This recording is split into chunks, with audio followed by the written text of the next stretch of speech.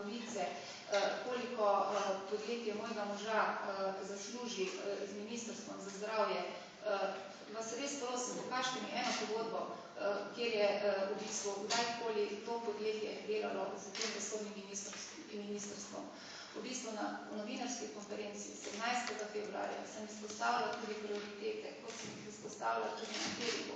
To je, vemo, da v kakšnem stanju naša zdravstvena blagajna.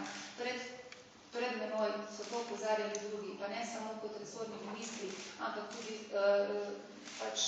ljudje, ki spremljajo naš zdravstveni sistem, da so potrebni določeni ukrepi v smislu stabilizacije zdravstvene blagajne. To sem povedala tudi na predstavitvi programa. Ko sem omenila iz razloga, da v Sloveniji na letni ravni zavržemo za 200 milijonov evrov zdravil, ki so sicer podpisana na recept, sem predlagala tudi predvsem v smislu vzgojnega obnašanja ljudi, da